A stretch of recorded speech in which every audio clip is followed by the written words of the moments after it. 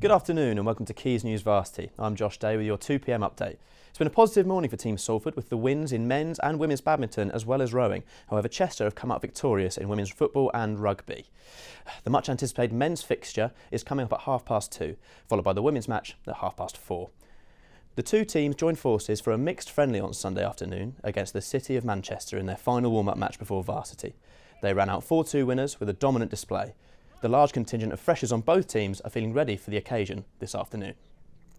I've heard a lot from the lads about how fun Varsity can be. I can't wait. Just like the atmosphere there, just all day, just the whole event. I've been waiting for this for a long time now, I think. The ultimate frisbee match is underway in Chester.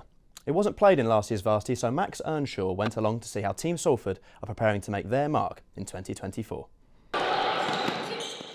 Ultimate Frisbee is perhaps one of the less well-known sports being played at this year's Varsity Games. Nevertheless, Team Salford have been striving hard to be game-ready for today's fixture. Their coach Ant has trained GB ladies. He explained just how it actually works. So the game itself is played somewhat similarly to something like American football, where you have an end zone at either end of the field and you catch in the end zone to score. But similar to something like netball, you're not allowed to run or move while you're in possession. You've got to pivot and throw, but it's a fully non-contact sport. So any time that body contact or collisions affect someone's ability to make a play on the disc resets back to the offensive player. So there's really no incentive for people to go kind of barging in or initiating that body contact. It makes it a really safe and friendly sport. Gabriella is the chair of the Ultimate Frisbee Society. She hopes the team spirit in camp will help them over the line and into the goal zone. So I really enjoy the community that I've built here at Salford, because I would have never have met my teammates otherwise, and it's just a fun group of people. It doesn't matter what age you are, what you're studying, doesn't matter what build you are, everyone can play Ultimate. With Ant's plans in place, he's expecting a tight affair. The playing squad, however, are feeling pretty confident. We don't know what to expect really from the Chester team. We're expecting them to be similar sort of situation to us, and we expect that to be quite a close game as a result. We're going to annihilate them. We're going to destroy them. They weren't even at regionals. So I think we got it in the bag. Very confident there. Now live at the Ultimate Frisbee match is Josh Brooks. Josh, how are things going in Chester? The game started 15 minutes late after a rowdy end to the football, but we're now underway.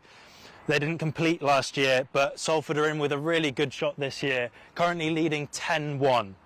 There were some slippery hands out there with lots of rain, but it's starting to clear up a little bit now.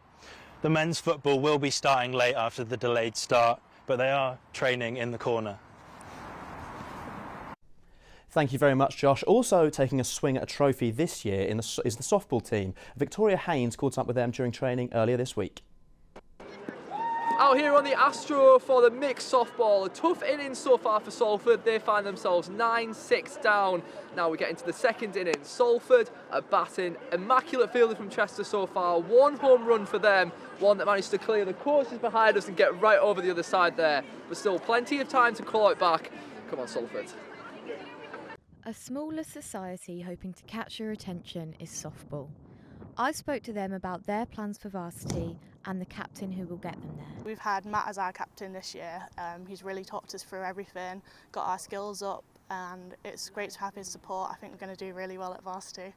This year, I don't know, there was just something about like the opportunity to really put myself forward for the team and put some new ideas in the team. Like we've just got these kits and we've never had kits before, and it was a lot to really want to push the team in terms of its advertisement and just like everything.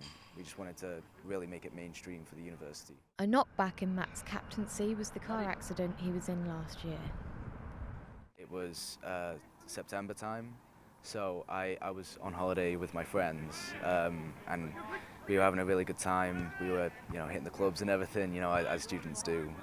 But they disappeared at one point, so I decided to go back to the apartment we were staying at. And on the way back, I was in a collision. They drove off, and then hospital, like the whole thing. They stitched up my face and everything. I had cuts all the way down, and I had bruising down my body and stuff. It was pretty bad, but I wanted to power through. I thought, I'm not going to get this chance again, really, and I want to give it my all. He was inspired through a quick recovery by his teammates. Every single one of them, it's a good group of people who are trying to have a good time. Except from Varsity, that's when we really pick up. I know Chester, they have an amazing team, and I know that they're gonna really bring their A game. But I just want them to know that we're gonna do the same. An inspiring story there, thanks very much Vicky. And we also heard from Jason Darby, who was also at the softball game today. We do have some breaking scores for you. Unfortunately in the swimming, Chester did come out narrow victors, 11-12. Likewise in the softball, Chester came out 9-6. And in the rugby union, it was Chester 34 and Salford 20. So making a clean sweep for Chester in the past hour. In our 3 p.m. update, we'll be live from the tennis courts in Chester with tennis and ultimate frisbee. But that's all for now. Join us again at 3 p.m. We'll see you then.